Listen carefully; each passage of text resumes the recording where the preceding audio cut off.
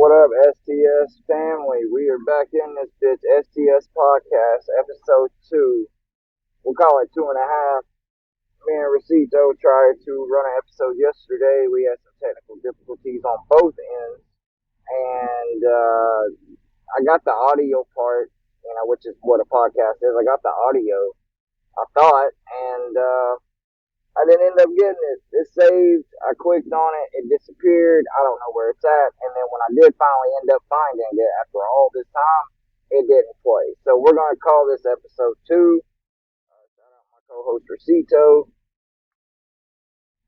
We'll have an episode with him coming up soon.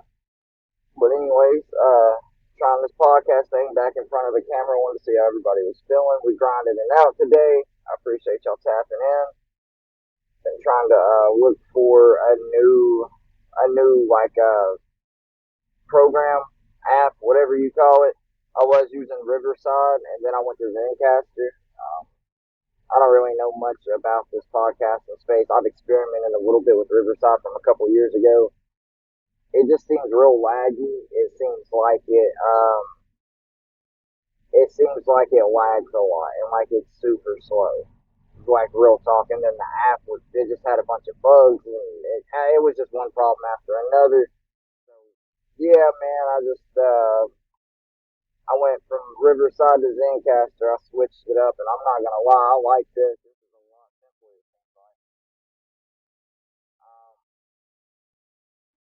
So yeah, man. Seen Andrew Tate was still putting out propaganda for his team from jail. Like how playing the victim, and this and that. And allegedly he's been accused of some awful things. You know what I mean? Some god awful things. Trafficking women, stuff like that. Just awful things. Anybody that hurts women and children, you, my friend, are a piece of shit. But they said that he's putting out, this boo-hoo type deal. Sympathy is what he's aiming for, and this and that. So, but yeah, I think he's in Miami. Is what they said, or something like that. So only time will tell. I definitely appreciate y'all rocking with me, man. Most definitely, most definitely. Sean Ross said she responded to allegations of her, having something to do with her baby daddy's death. I've seen that. I'm trying to think of what all I've been seeing. I've been on Travel with Ross's page, man. And when I'm on YouTube, I like to zone out and just kind of watch something for a minute where I don't have to get tired of scrolling. He seems to break it down into detail. But I will say this, as a Travel with Ross person, that a fan or whatever, somebody that's watched them from I'm not gonna say the very beginning, but the King Von serial killer documentary. I think that's what put most of us on him. The commentary he gives now versus the documentary part of it. Then you know what I'm saying? I know those are two different things, but just like he came more into his element, he kind of makes little slick comments and seems kind of biased. And I'm not knocking the guy. His channel's he's killing that shit. He really is. He's been on No Jumper, this and that, all from his platform. He's killing it. But I just think that just from a genuine fan of his work or whatever, I've seen it, man. He changed. You know what I'm saying? They say you get money and the nigga started changing. Well, he's good, so I guess he changed, but he gives these he puts a narrative out there, and I don't know if he understands how many people tap into what he's got going on. Clearly, police included. They be, what I'm saying? These shits get brought up in trials and this and that, so everybody's tapped in. So the narrative that you spin or that he spins or whatever, because I'm not directly talking to him, but if you're watching this, the narrative, it matters. Like them, love them, or hate them. Trap part of the culture, man. Travel is part of the culture. It's the same with Adam 22 and all them, Vlad and all them people try to make it like a racial thing and this and that. But bro, we're all one people. That race shit is dead. And I'm in the South, bro, in a small country town. You know what I'm saying? And don't get me wrong, you still got that racial shit everywhere, but bro, everybody just needs to get along. You know what I mean? Nobody's better than anybody because of your skin tone. It's about your character, how you were raised, your morals, your principles, so on and so forth. But yeah, Trapper Ross, the narrative he spins, I think matters. People make people make hip hop documentaries, but people tune in to his the most, and his are the most mainstream, I guess. So yeah, man. Let's see, the Tate brothers, Keshawn Rock. I'll start having notes and shit like that in front of me, so it's a little more well-rounded. The guy that commented on TikTok on the last video, I cannot think of your name, but I appreciate the info you gave me about before I post, making it 16 by 9, blah blah blah, all that stuff. That means a lot. People just really rocking with us. I appreciate y'all. We appreciate y'all. Shooting shit, man. We out here grinding. I'm so excited. I pulled back up from the store and was like, shit, let's do it in the car. First one on Zencaster, so I was excited, ready to try it. Yeah, man, I hopped on here. Episode 2, we in this bitch. Very excited, very proud. I feel so accomplished when I get this recorded because y'all don't understand, man. Every time we go to shoot, it's like something happens, whether it's like on a technical issue or life just life in or whatever the case is. Like, dude, it is crazy. So just to even be able to be shooting it means a lot. Shooting this shit podcast, we in this bitch for shit show. I hope everybody had an amazing day. God first, family second, everything else falls into place. Thank y'all for watching and tuning in and just being there, man. It really does mean a lot. So yeah, man. I'm trying to think of what else I've seen in the world. A little bit of everything, huh? Hope everybody had a blessed day. My co-host Rosito, me and him had a productive talk. He is going to give us. We're gonna have one episode a week is what we're gonna try to drop, like me and him together, and then the rest of the time y'all are gonna be chopping it with NOB. We out here grinding, man. We trying to get to it. I know that everyday stress as a man can be hard. Just what you have on you as a man, people not being able to be sympathetic or empathetic, and just having to be so tough all the time and keep that exterior hard at all times. Is eventually, that exterior being hard, what it did for me was make my heart hard. And when your heart's hard, I'm not like a super duper holy roller, but I am a believer in Jesus Christ, and the Bible says, your heart's hard, the word can't enter. You got to learn how to kill that pride and that ego, and that's something I'm working on still at 35 years old. You know what I mean? So, but as a man, I know that struggle and that stress and putting pride aside and dealing with things you don't want to deal with and things like that.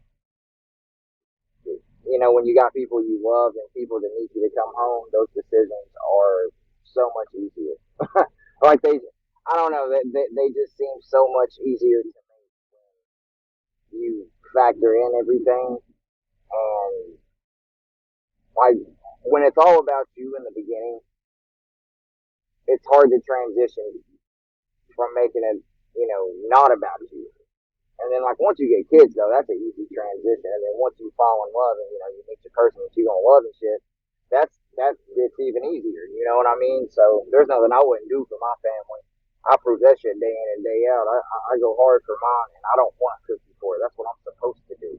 I'm blessed to be able to be in a position to go hard for my family. I used to be the biggest piece of shit.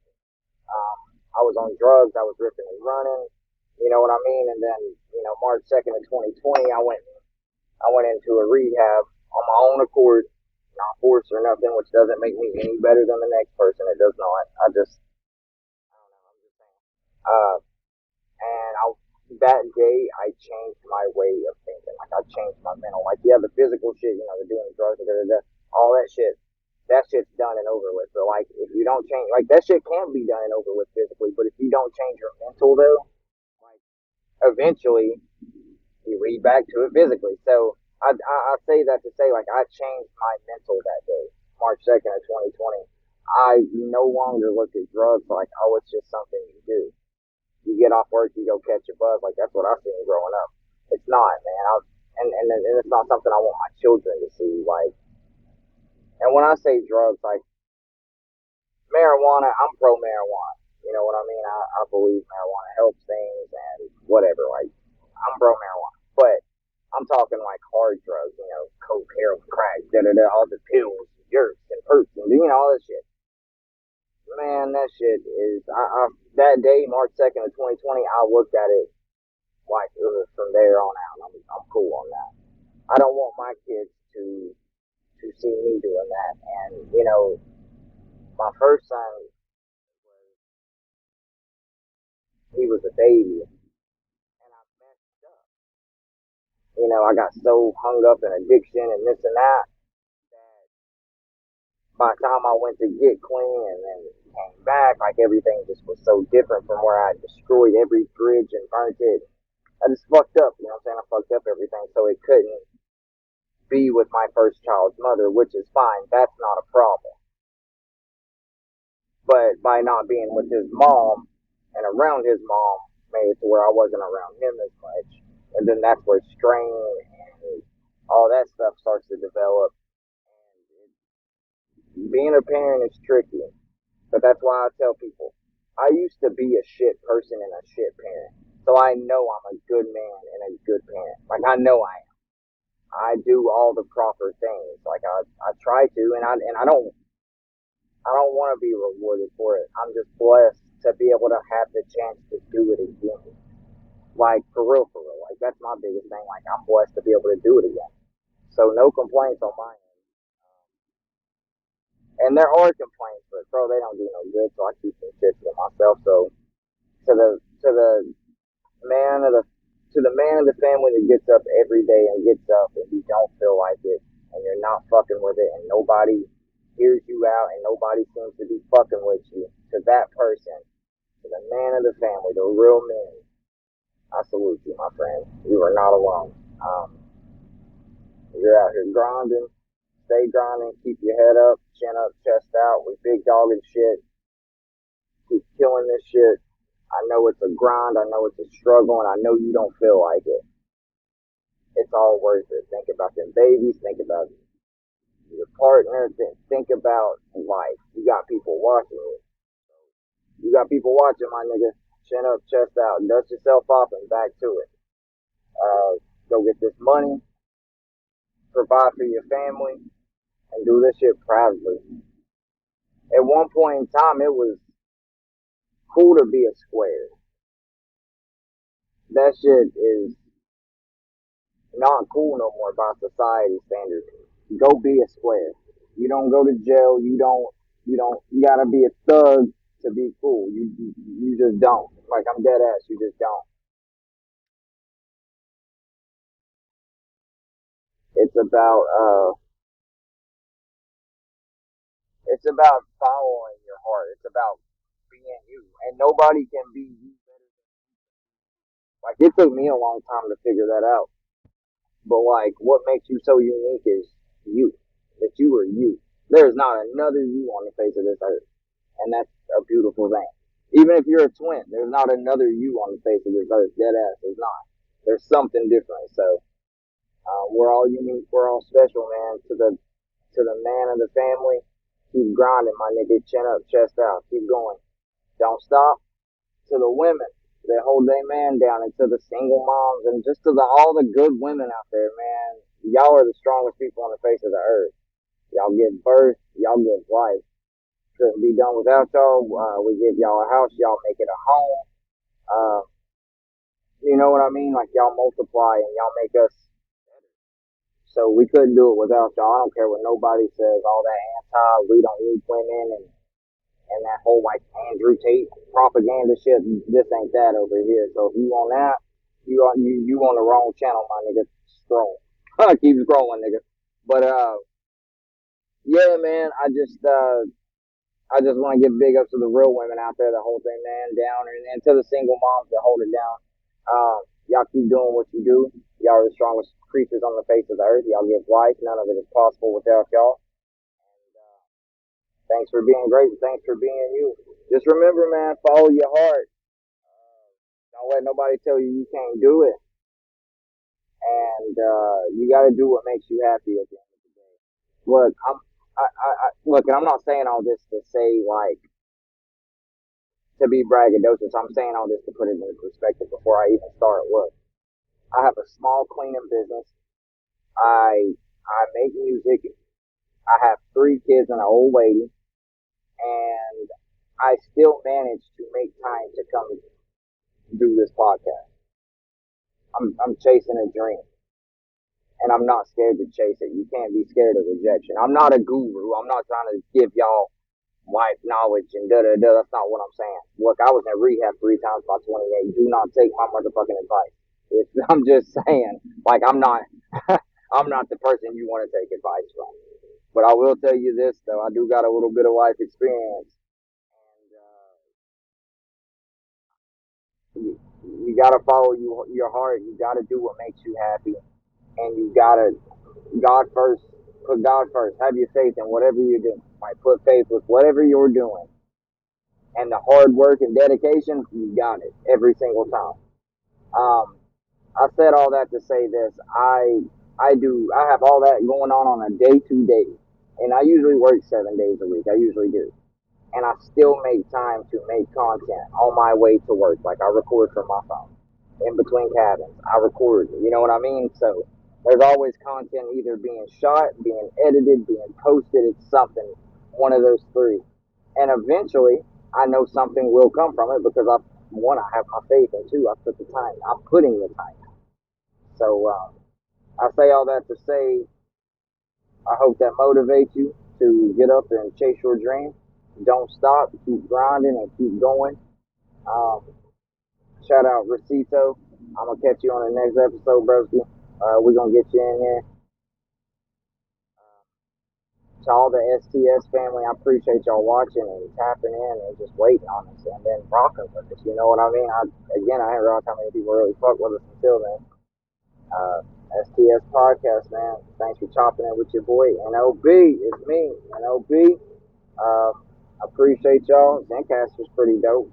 Let me know what y'all think, man. Drop some comments, man. Let me know Zencaster or Riverside. Which do you prefer? To all my podcast makers out there, to all my podcast producers out there, bro. I don't even know the terminology for this shit. I really don't. But STS Podcast, man. STS family, we out. Appreciate y'all.